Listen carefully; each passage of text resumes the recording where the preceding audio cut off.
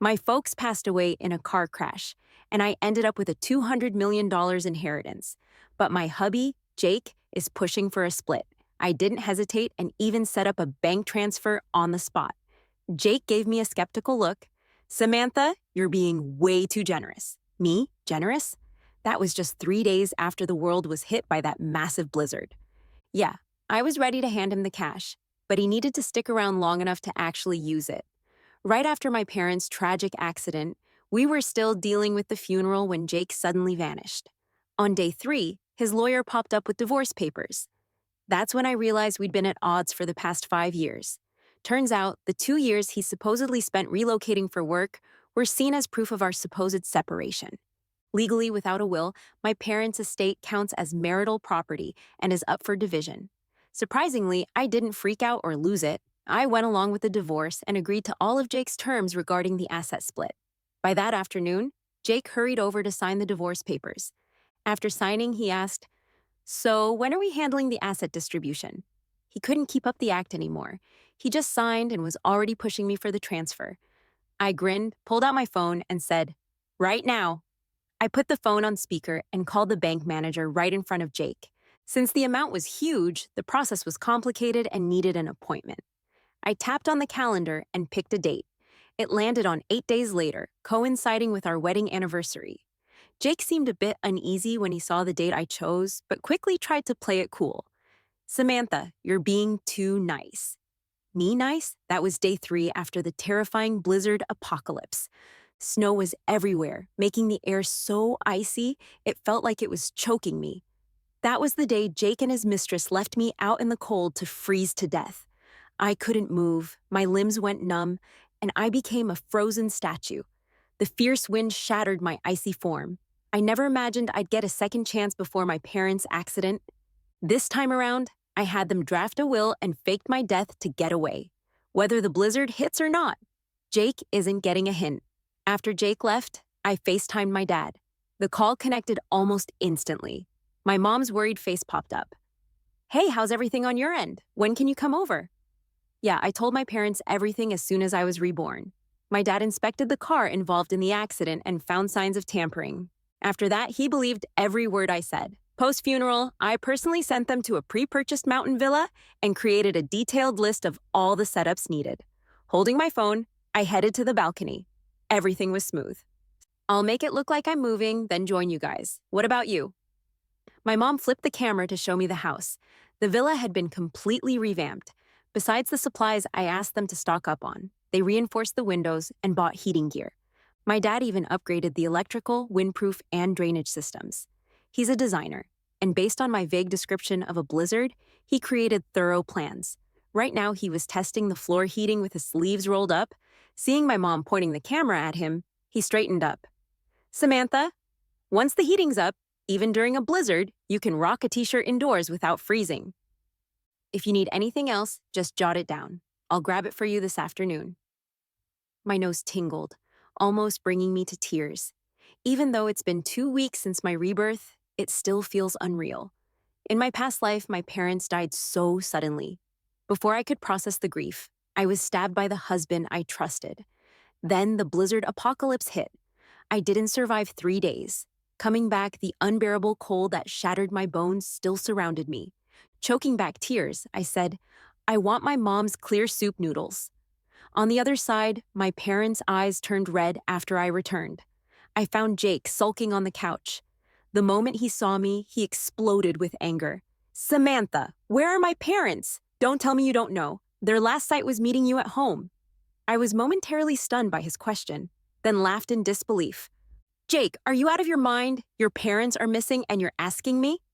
It was almost New Year's. They did swing by to drop off some pickles and smoked meat, but they left right after. If you're so good at tracking them to my place, couldn't you trace them leaving? Jake, trying to hold back his anger, went to check the fridge and saw I wasn't lying. "Even if what you said is true, they're still missing. And they disappeared before your parents' accident. Samantha, even if the bodies are cremated, I'll get experts to test the blood at the scene and compare DNA. If I find out you had anything to do with my parents' deaths, I'll take you down." With that threat, Jake stormed out. When the door clicked shut, the tension inside me finally eased. That's when I realized, despite the cold, my back was drenched in sweat. Jake's legal mind was just too sharp. The day his parents came over, a guy from the BMW dealership was delivering my New Year's gift while promoting a new car. During the chat, it came up that my dad bought a new ride 2 months ago. Jake's dad loved it, staring at the pic and raving about it for ages. After his mom hit the restroom, they left. It was only after everyone was gone that I went back to the bedroom and noticed the spare key to the BMW was missing. I'd had valuable stuff go missing from our home before. The first time, I even called the cops. But once it traced back to Jake's parents, things got weird between our families. After that, I rented a locker for my valuables, but I never thought they'd stoop as low as swiping a car key. It was still that car, tampered with and yet to be fixed. I quickly called to warn them, but neither of them answered. Then the car accident report came in. Once I calmed down, I decided my parents should fake their deaths and vanish. Jake wanted to kill my parents but ended up accidentally taking out his own. Is this karma catching up? Jake was definitely cautious. That night, I got messages from several DNA testing labs. He had hired them all. Bad for him. I was one step ahead. I'd already contacted all the labs he could reach, both inside and outside the city. During the divorce settlement, Jake took the big apartment we lived in. I spent 3 days moving out all the stuff. Left him with just 2 beds. I had once caught him and his mistress, completely naked in that bed, in a really nasty scene. Those beds haunted me. That's when I learned she was Lisa, the one he claimed died 5 years ago. He'd made up the story to make himself look like a loving guy, all just to win me over. After moving at a hotel, I sipped coffee while watching the surveillance feed on my phone. The footage showed Lisa handing Jake a document. I paused and zoomed in on the image. It was a DNA report. Jake's eyebrows immediately knitted together as he exclaimed, "How is this possible? Did you mess it up?" Lisa shook her head. "No mistakes, 5 labs, same result. The blood at the scene belonged to Samantha's parents." "Jake, maybe you've been working too hard. Maybe they just went on vacation and lost their phones. Give it a few days and they might reach out." As she talked, she smoothed his brow. Jake relaxed and pulled her in for a passionate kiss. Having lived through my horrible death and rebirth, seeing this didn't make me sad, it just made me queasy. I couldn't hold it in and rushed to the bathroom, throwing up uncontrollably. When I came back, I unexpectedly saw Jake's face magnified on my screen, right in front of the camera. I knew something was wrong. Before I could react, the image flickered and the connection dropped. That was a bad sign. I decided to leave that night, but as I was about to go, more trouble popped up. Some terms of the divorce agreement were still pending. Jake applied for a court injunction against me. Even though the court hadn't approved it, with a lawsuit against me, I couldn't take the highway. I had to take back roads. The mountain roads were tricky. The recent snow had frozen over, and they were narrow and tough to navigate. On the local radio, 2 meteorologists were debating. One said this winter was unusually cold, and the snowfall was extreme, warning of potential severe weather. The other thought he was overreacting, and they argued loudly. Then the station played a recording of people being interviewed. Citizen 1. "The city's always on smog alert. It's been years since I've seen snow. The only 2 times were artificial. This time, I'm just happy. Great snow brings a prosperous year. Hope it snows more." Citizen 2. "Everyone online is sharing snow pics. It really makes me happy. I hope we get a lot more snow this year. The more the better." Once the snow covers buildings and the world is nothing but white, with icy winds cutting into your cheeks, they'll realize more isn't always better. Bang! My SUV suddenly stalled. I wanted to get out to check, but it started sliding slowly backward. Terrified, I looked back. The road led straight to a foggy cliff's edge. My heart pounded in my throat. Watching as the SUV gained speed, I had no time to think. I grabbed my phone and jumped out. Then, a loud crash echoed. The SUV broke through the barrier and plunged off the cliff. Hitting the frozen ground knocked the wind out of me. My body ached like it was breaking apart, and the world spun before my eyes. With searing pain, I blacked out. Boom! I woke up to thunder. Before I could open my eyes, hail pelted down. It hurt everywhere. I looked around and realized I was still on the mountain road where the crash happened. It was 6:42 a.m., yet it felt like dusk. I struggled to lift myself and stumbled to a large rock for cover. I tried calling my dad, but the calls wouldn't go through. Eventually, my phone showed no signal. When the hail finally eased, I clutched my phone and started walking. The sky darkened as heavy snow poured down, reliving the agony of dying before. I could barely breathe, collapsing in despair. The road seemed endless. Suddenly, a strange mechanical noise shattered the silence. A snowplow, lights flashing, appeared with my dad's voice joyfully calling, "Sweetheart!" Tears welled in my eyes. I had been saved, finally able to relax. I slept soundly till dawn. They couldn't reach me and got worried. I slept soundly till dawn. They couldn't reach me and got worried. Luckily, I had downloaded a tracking app on their phones for safety. They tracked my location. My dad had been plowing snow, searching for me all day and night. I was eating the clear noodle soup my mom made by hand. The steam made my eyes all red. The heavy snow didn't last long before it stopped. Everyone online was excitedly sharing snow photos, but a few people, aware of the potential crisis, were urging others to stock up on supplies. They got slammed with thousands of negative comments. Even their homes were tracked down. I was going to comment but decided to close the page instead. My phone suddenly vibrated. The bank manager informed me that everything was processed ahead of schedule and I could come by any time for the transfer. And tomorrow was the official start of the snow apocalypse. I sent the message from the bank manager to Jake. Then I left him a voice note. "Tomorrow at 9 a.m. I'll wait 5 minutes tops. If you're not there, I'm out." Jake replied instantly, "Don't worry, I'll be there before you." I smirked, exited the chat, and called my private lawyer. Then I tipped off the media about the whole thing. The next morning, my phone buzzed to wake me up. Ignoring Jake's messages, I opened the web browser. The headline was glaring. "Parents die in car accident. Only daughter inherits $200 million estate." Then, loving husband files for divorce to split inheritance. It was #1 on trending. The news blew up. From the media videos, you could see Jake freaking out at the bank, smashing the reporters' cameras. I laughed and messaged the media group. "Good job, folks. I suggest you sue my ex-husband for damages. Get as much as you can, and I'll cover the attorney fees." Then there was a whole bunch of thanks. I casually reminded them that the snow was getting heavier and suggested they stock up on supplies at home. Later that afternoon, another big story broke, overshadowing mine and Jake's. Over 100 people were injured in a subway accident in the city caused by snowy tracks making the emergency brakes fail, leading to a collision. Just like before, it was a sign of the apocalypse coming. The snow apocalypse was real. When Lisa sent me a video, I was chilling with my parents, watching a drama. I got up and went to the bedroom before opening the video. In it, Lisa tricked Jake into taking his jacket off, saying she wanted to shoot a short video and got him out of the house. Once he was out, she locked the door. Also, she quickly deleted his fingerprint.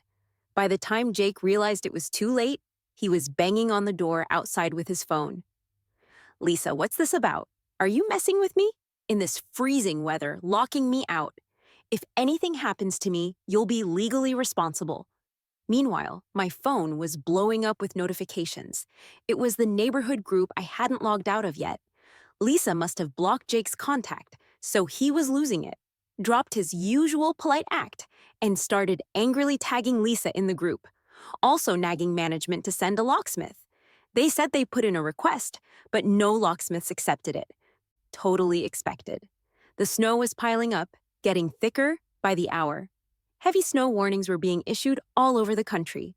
Some quick-thinking places had already shut down schools and work. Nobody was going to risk their life for just a few $100. Lisa sent me a voice message. "Samantha, I've locked him out just like you said.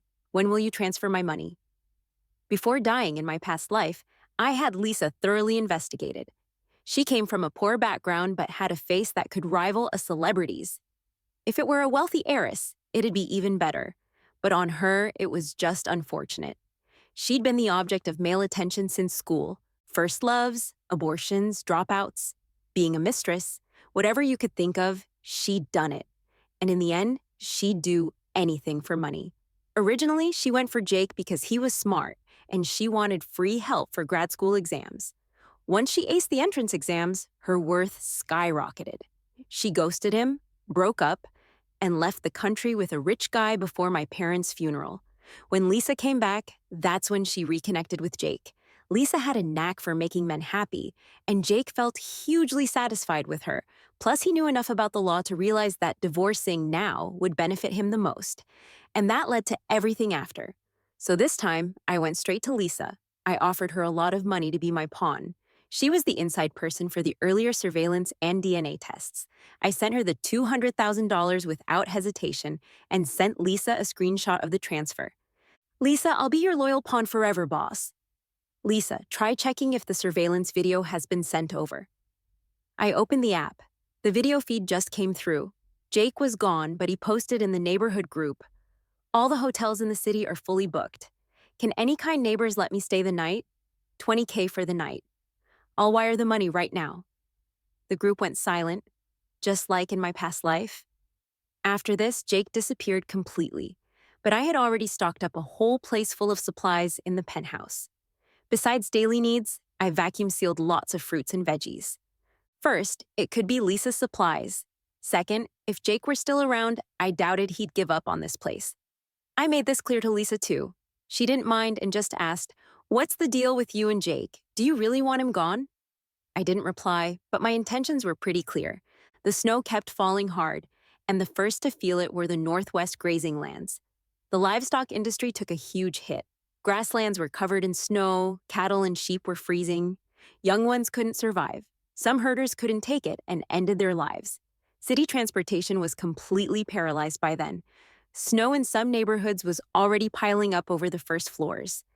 People online were panicking, but I didn't expect the contrast in rural mountain areas. 2 weeks into the snow disaster, when lootings, murders, and other violent crimes had begun cropping up in cities due to shortages, our old neighbor braved the snow to bring us 3 small winter melons and a bag of potatoes. Villagers were used to storing food for the winter. Every winter, they filled up their cellars with lots of cabbage, turnips, potatoes, sweet potatoes, and other storable foods. If any house ran out of food, everyone would chip in a little to help out. But I never expected they'd look after outsiders like us. The neighbor, an older guy, had tried giving my dad some veggies through our door crack after my dad had politely refused. He chuckled warmly. "Take it, will ya? You guys came to experience our village's spring festival, and now there's a snowstorm. We can't do much in this weather, but here's a little something. If you ever need anything, just let me know." His words warmed our hearts, but also filled us with a twinge of shame. We came here just to escape. Even though we had enough food stored for 3 people for 6 months and plenty of supplies, getting found out could make us a target. We couldn't share like the villagers, afraid to even let it slip. We could only quietly remember the kindness, planning to help out the village whenever we could. That very night, some bandits snuck into the village. They targeted our house first because our villa, before we moved in, was used as a summer retreat, well-maintained. But our doors and windows were reinforced, so they couldn't get in. Instead, they smashed the window of the neighbor who gave us veggies. I happened to be unable to sleep, up in the attic using a telescope for some stargazing, and saw everything. I quickly went downstairs and told my dad. He called the village committee. Soon, house lights gradually turned on through the village. Men grabbed tools and dogs and stormed the neighbor's house. My dad took a shovel and joined them. My mom and I watched from the attic. A few bold men with big dogs went inside. Not long after, they came out with a few young guys, bruised and battered. The village returned to calm. When my dad got back, he told us that the neighbor was smart enough to hide his family in their cellar before anything happened, with no harm done. The would-be thieves were from a nearby village, orphans with nothing to eat. The villagers didn't push it further. They ended up giving each of them a bag of food on their way out. With no crops in the fields and supplies scarce, it was the decent thing to do. My mom hesitated. "Maybe we should share some of our supplies. It's a bit awkward." My dad sighed. "It would have been fine earlier, but now how do we explain taking stuff outside? Let's wait for a better time." And that was that for the moment. Late at night, I was sound asleep when my phone started shaking wildly. I groggily answered. "Hello?" Lisa on the other end was sobbing. "Samantha, Jake isn't dead. He's back." I sat bolt upright, fully awake. "What happened?" "Take your time. Tell me." Lisa's voice was shaky. "Jake showed up with some guys, broke down my door with an axe. He's lost weight, has a scar on his face. Terrifying. When they barged in, I hid by the door and ran like crazy. While they went in looking around, Jake chased me. He wouldn't let me go. My phone buzzed again. Lisa transferred over $270,000 to my account. In my ear, Lisa was still crying. Samantha, I've sent you all my savings. If I don't make it, give them to my mom. I've been a disappointment to her all my life. Let this be my apology. Her sobbing was heart-wrenching. For someone as money-hungry as Lisa to give it up like this, she must really be cornered. I closed my eyes. Head to the village over on the west. Take the mountain road. I'll find a way to get you. I thought Lisa would thank me, but she cried even more. Jake is after me. I'm afraid I'll lead him to you. My voice was firm. Lisa, you're not dead yet. Don't give up. I wasn't taking the moral high ground, just making it square with her. In my past life, when Jake locked me outside, it was through the door I heard Lisa yell, Jake, have some shame. This house was Samantha's to start with. It's freezing out there. She doesn't even have a coat. Are you trying to let her freeze? Going too far to leave someone to die? You're not afraid of karma? For saying that, Jake hit her hard, told her to shut up. That's why I realized that while Lisa loved money, she wasn't as bad as she seemed. In this life, it was what made me approach her to work together. This time, I'd pay her back. We were lucky the power lines going down didn't affect us, since my dad had set up a power system in the villa. After reporting to the village committee, they started a system where someone would pick up people's devices every 10 days, bring them to our place to charge, and distribute them back. 2 days later, Lisa's phone was finally working again. I called her. Jake's face was on the screen instead. His gaunt face was even thinner, with a nasty scar from his eye to his cheek. Samantha, it really is you. I kept my expression stern. Where's Lisa? He moved the phone. And I saw Lisa face down in the snow under Jake's foot. She wasn't moving, and I couldn't tell if she was still alive. My anger flared. Jake, this world won't stay wrecked forever. Aren't you afraid of prison? He sneered. Prison? If we even survive till then. Suddenly, he pulled back his heavy clothes, showing the camera a gash on his belly. Samantha, you know how I got this? That night you had Lisa lock me out? Your colleague Larry let me in, charging me $20,000 a day. I stayed 10 days, spent all my money. But when I had nothing left, they wanted me out.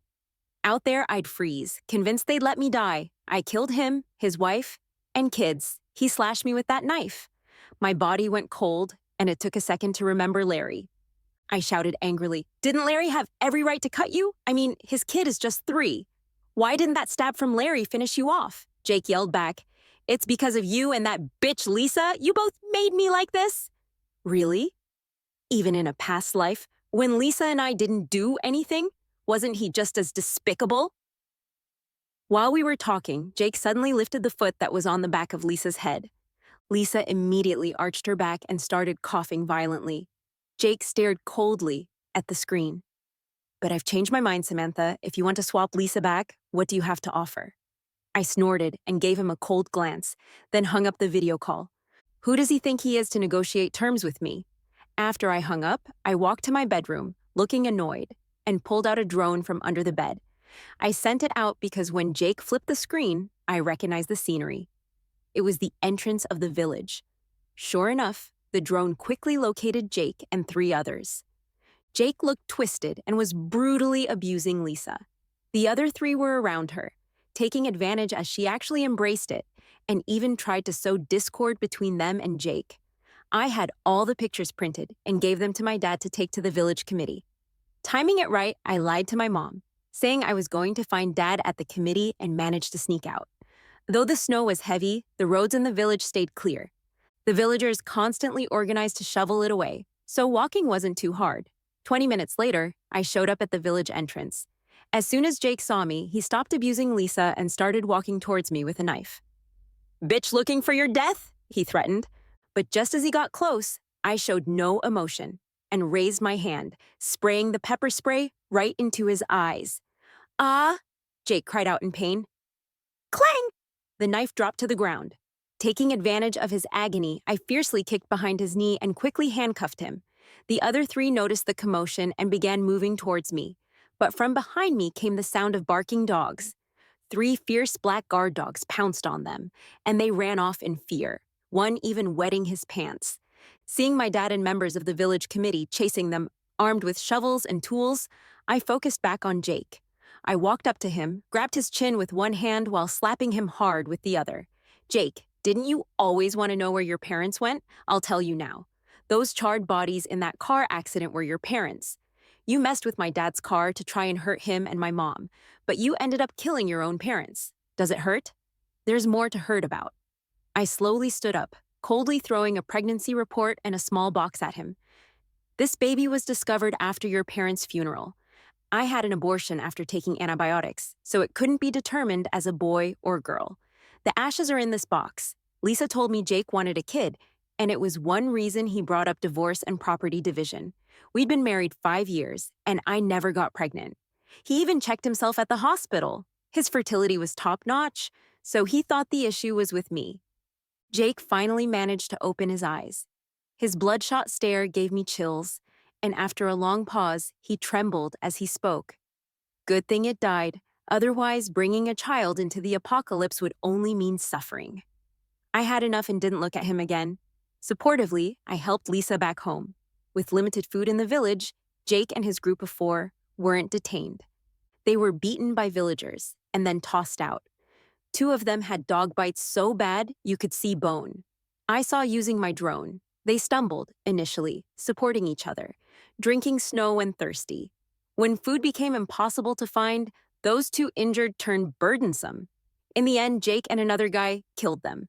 The drone could only go so far. The last footage showed Jake fighting his partner over resources until Jake got pushed off a cliff. You think Jake is really dead? Lisa asked me from the couch after watching the video. I shook my head. No idea. Hopefully. I pondered a moment, then turned to Lisa. What about you? What are you planning after the apocalypse ends? Lisa tore open a bag of chips. Samantha, can I stick with you and make money afterward? I'm someone without morals. I'd risk my life for money, but for saving my life, I swear I'll never betray you. I chuckled, but didn't respond. Lisa perceptively shifted the conversation. After 6 months, when the blizzard apocalypse drained our supplies, my dad approached the village committee and sincerely apologized, agreeing to donate all our resources and face it together. 3 months later, the sky cleared. Temperatures began warming. Only then did I allow myself to believe the apocalypse had really ended. Reformed, the government rolled out grand rescue operations, restoring public facilities, and cracking down on crime. When that broadcast came over the radio, our family was ecstatic. I handed all the footage and photos to the police. What Jake and the others did was classified as a major crime, launching a nationwide manhunt. Alive or dead, they wanted them. For clearing out snow, the village asked for volunteers. My dad was ready to jump in. The snow kept falling, with just one roadway connecting us to the outside. Villagers were organized daily for large-scale clearings. With my dad using the snowblower we had prepared in advance, efficiency greatly improved. The supplies got delivered faster, and everyone benefited from it. I'm so grateful to be born in our strong country. I also learned sustainable ways to grow vegetables from experts around the world.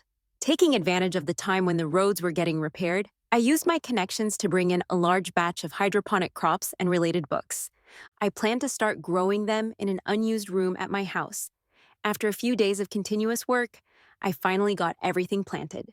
Just as I was collapsing onto the couch, exhausted, my mom came running over in a panic. Jake, the village committee just called. Your dad is missing? This village is pretty remote, and the electricity and cell service haven't been restored yet. So people went out in pairs to clear the snow, with instructions to check back by 6 p.m. every day.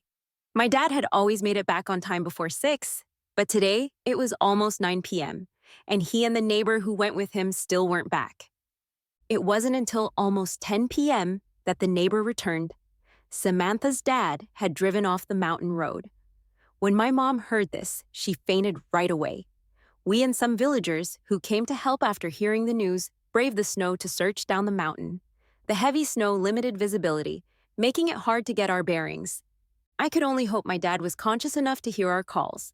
About half an hour of searching later, we suddenly heard the sound of someone hitting rocks and a weak response ahead. I ran over quickly and found my dad sitting in a snow pit he made himself, unable to move. I was overjoyed and rushed to hug him. Just then, a dark figure suddenly dashed by. A villager exclaimed, "A wild man! Wild men attack people!" Everyone's spirits dropped instantly. We didn't dare to stay long and started to leave. My dad was injured in the leg, but otherwise, okay. The village reported the wild man in the mountains. Soon the police started setting up surveillance to catch him, but none of us expected it to be Jake. Since I was the one who reported it, I was called in to sit in on the proceedings.